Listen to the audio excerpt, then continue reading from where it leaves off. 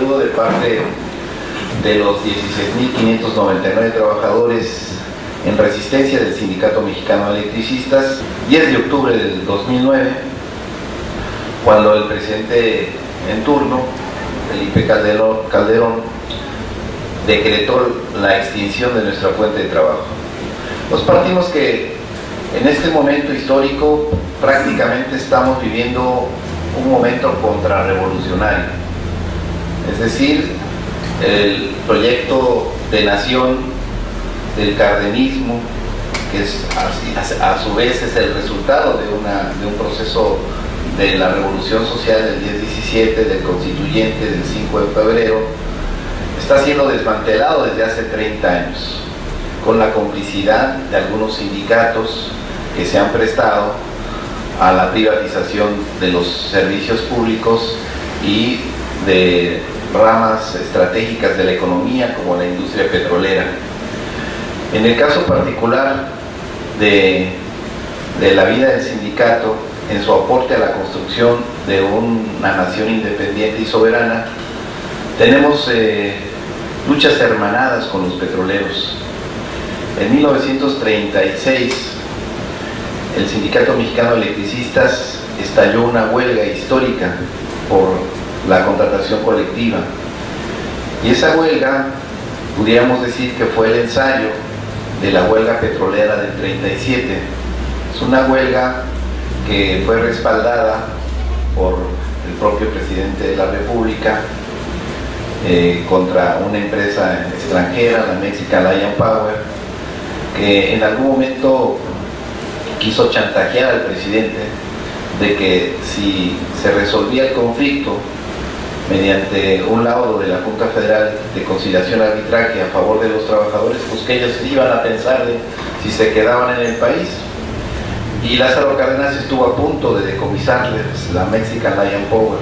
Ante ese emplazamiento del presidente Lázaro Cárdenas, la empresa cedió y a partir de ahí nosotros tenemos uno de los contratos colectivos más importantes de América Latina.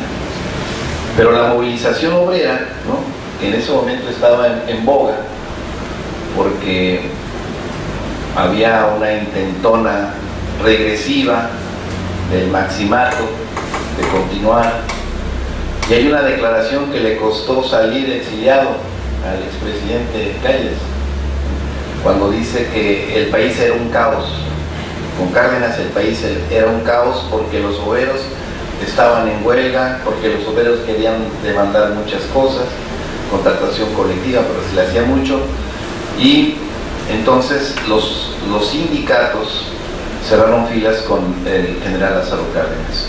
Viene la huelga del 36 del Sindicato Mexicano de Electricistas e inmediatamente después la huelga petrolera, ¿no? Hay un laudo a favor de los trabajadores en huelga y hay un desacato de las empresas extranjeras que, bueno, da lugar a la expropiación petrolera de 1938. Entonces, pues estamos viendo cómo esas conquistas históricas de los trabajadores, cómo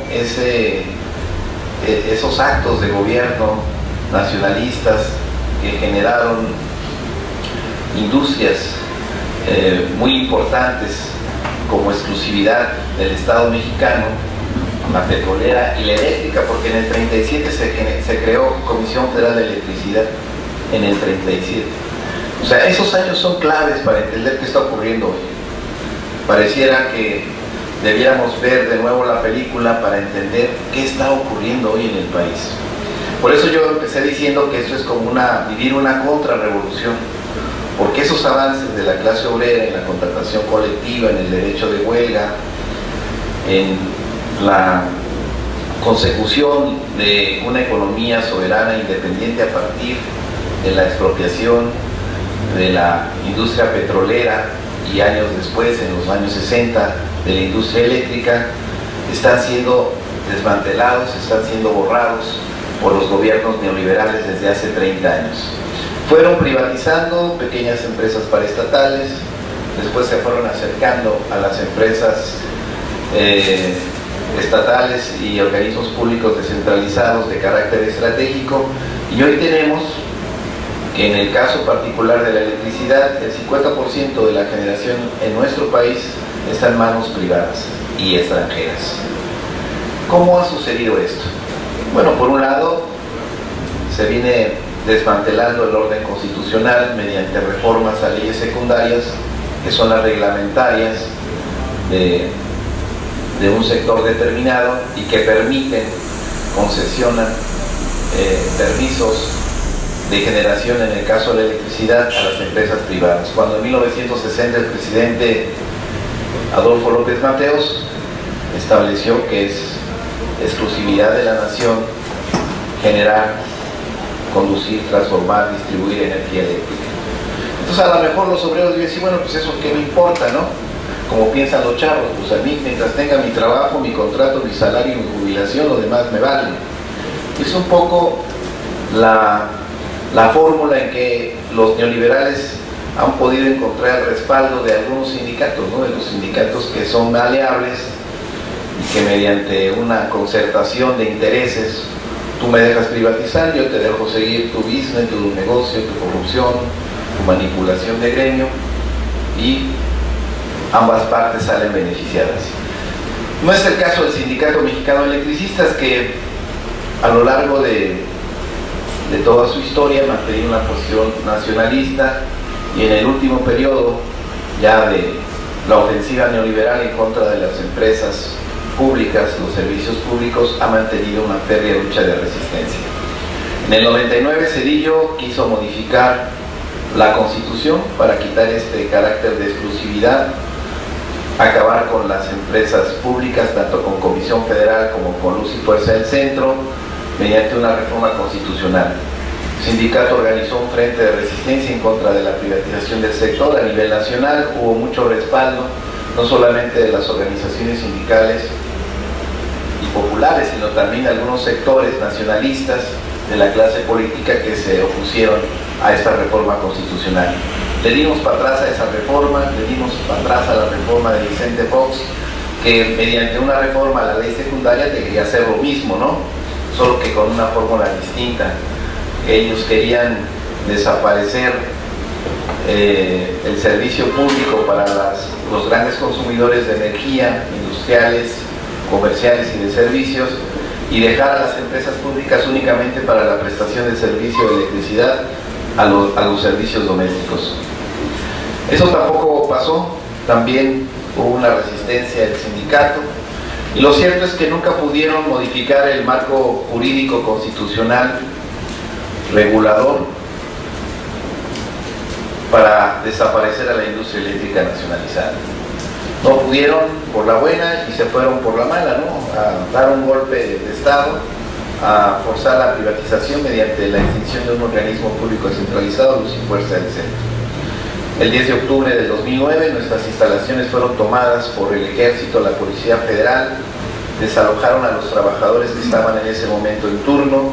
Antes montaron una campaña de desprestigio en contra de la empresa pública y en contra del sindicato, al sindicato acusándolo de ser un privilegiado, lo mismo que dirán de los petroleros, ¿no?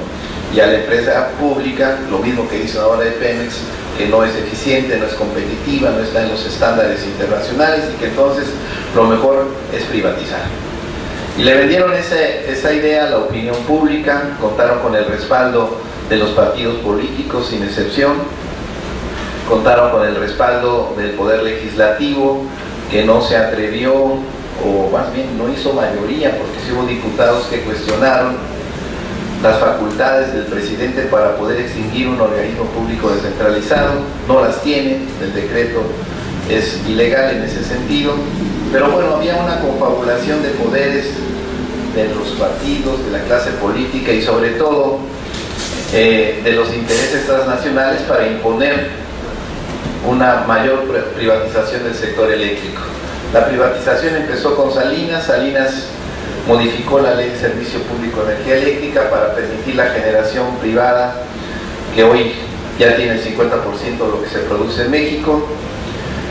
Fracasan los intentos jurídicos o del marco jurídico de Zedillo y de Fox, y Calderón, como no pudo sacar el pez de la pecera, pues mejor rompió la pecera, ¿no?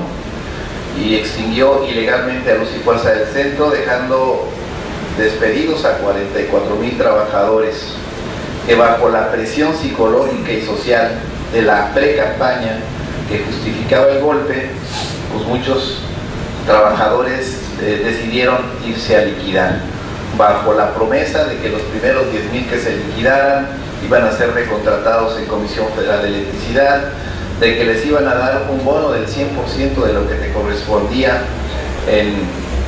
en liquidación, lo cual constituye un verdadero soborno para que los trabajadores en forma voluntaria renunciaran a su derecho al trabajo.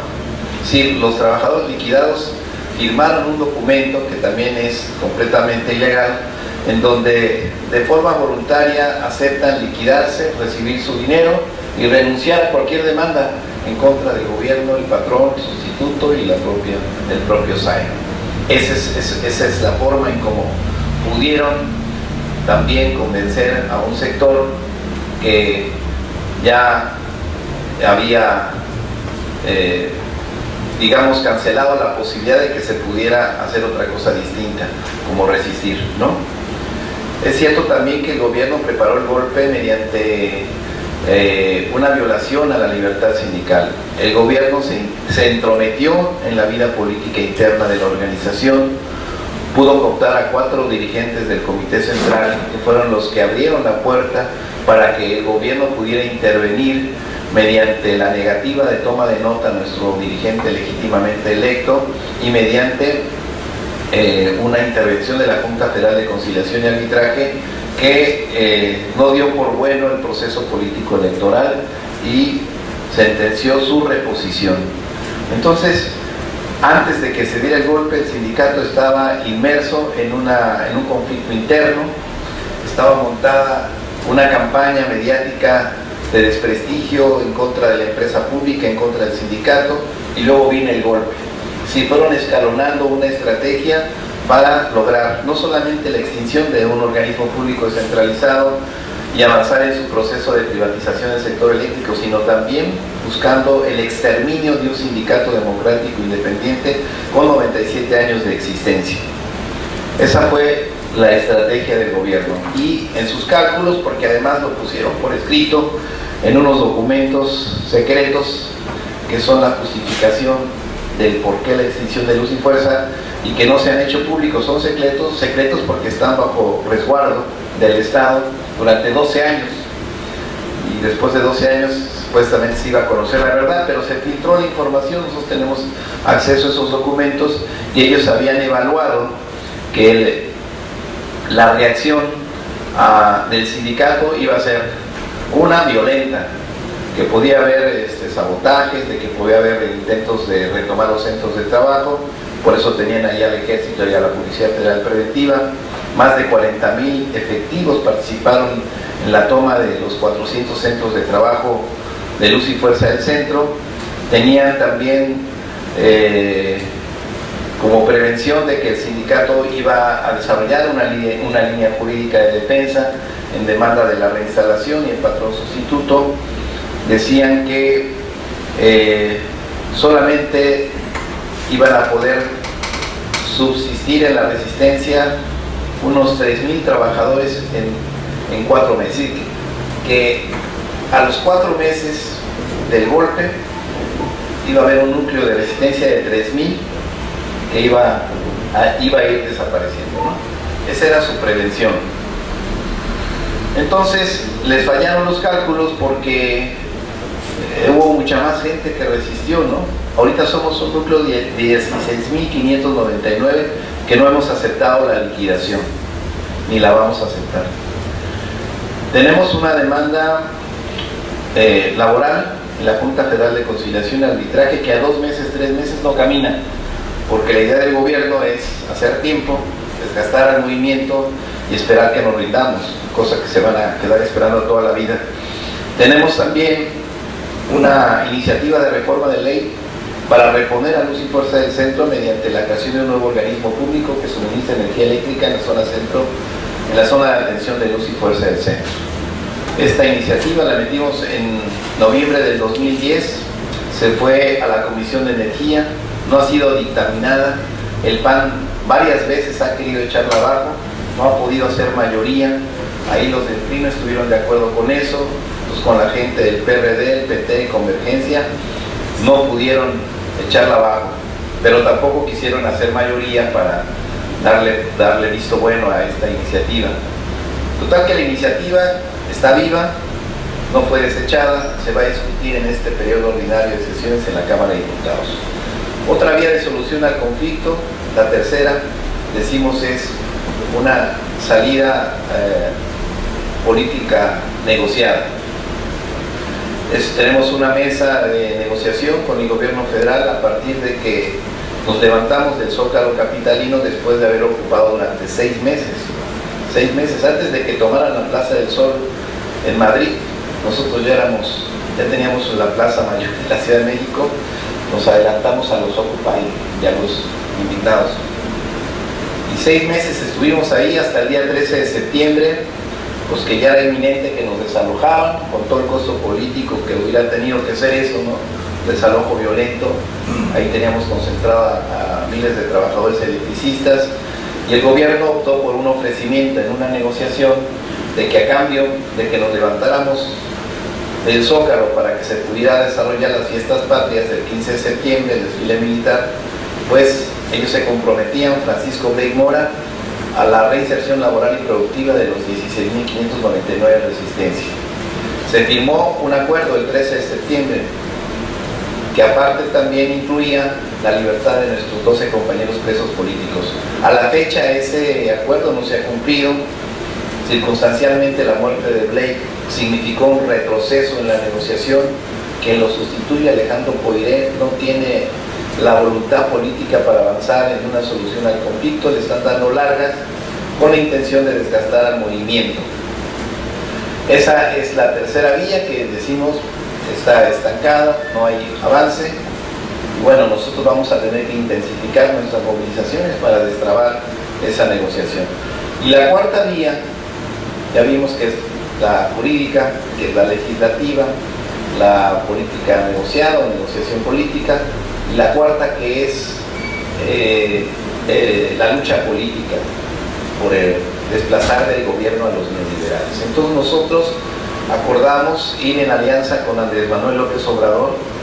Nuestra organización no tiene esa tradición, es un hecho inédito en la historia del sindicato que ahora estemos estableciendo una alianza. Una alianza no quiere decir afiliación al PRD. Nosotros somos un sindicato autónomo, independiente, que bajo las circunstancias actuales se ve en la necesidad de establecer una alianza política con la corriente político-electoral que propone la defensa de la soberanía energética del país, que se compromete en boca de Andrés Manuel López Obrador a reponer a luz y fuerza del centro si él llega a la presidencia. Es un compromiso que ha hecho con nosotros, los trabajadores en Resistencia, y nosotros de manera correspondiente también nos comprometemos a entrarle con todo a la campaña política electoral para que Andrés Manuel López Obrador sea presidente de la República. Nosotros le vamos a entrar con todo.